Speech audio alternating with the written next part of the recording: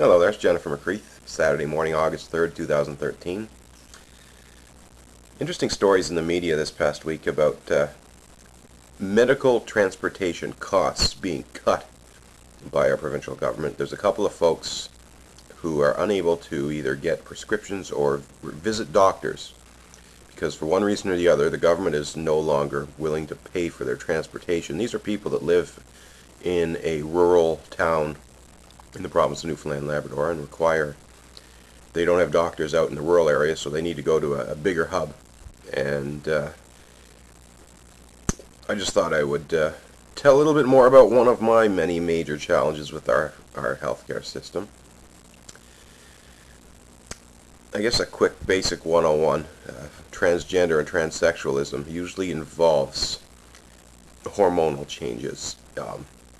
In my case, I've had sex reassignment surgery, which means my hormone-producing organs were removed as part of that process. My body no longer produces natural hormones. So that means we have to take hormones, either through a pill or a needle or a patch.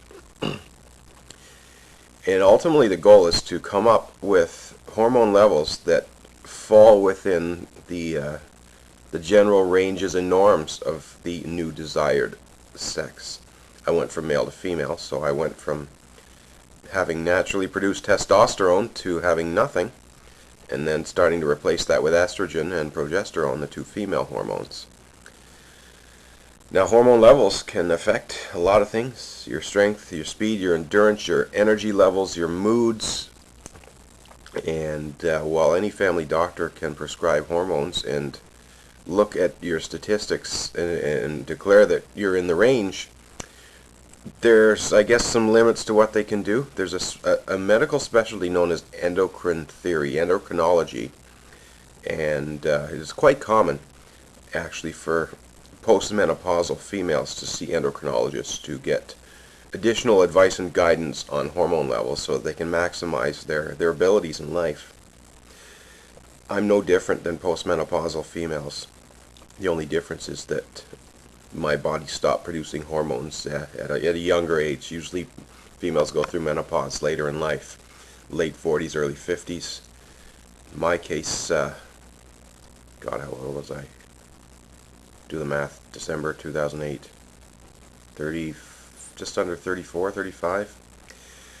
Yeah, so I've been on hormones for quite a while through pill format. When I turn 40, I will likely ask to switch from pills to a needle because it's a little safer. Well, guess what?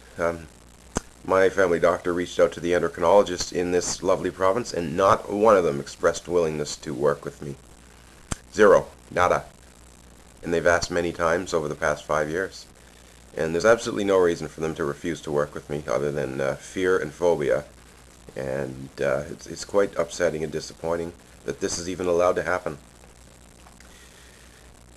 So, my good little family doctor kept looking. I'll find you an endocrinologist, Jennifer. Don't you worry. We found one in Toronto willing to work with me. Guess what? We've got a transportation reimbursement policy that's not that great. So if I follow through and take this appointment to meet this endocrinologist in Toronto, I'm going to be left with a very high bill.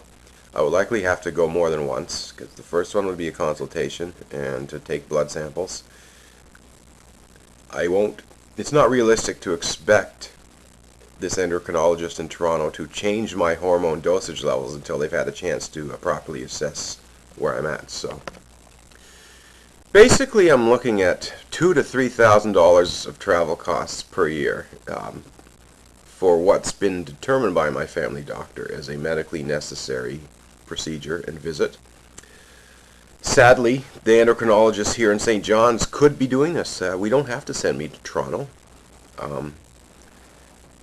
It's just another example of the transphobia that exists in our provincial government, and I'm sick and tired of it. I'm really disgusted. And I think it's important that this story gets told. So here it is. It's going on YouTube. I tell the truth, folks. Tell it like it is, whether it's pretty or not. Sorry, provincial government, Newfoundland and Labrador, your Department of Health continues to let down members of the trans community. And it's disgusting and shameful that you won't even meet with folks like myself to learn how you can better serve us. You think you have all the answers when in reality you're completely ignorant to the issues at hand. And because of that, I will not be supporting your government in the next election. I'll be looking to push to see someone else elected who can do a better job. End of story. Thank you for watching, everyone. I'm Jennifer McCreath.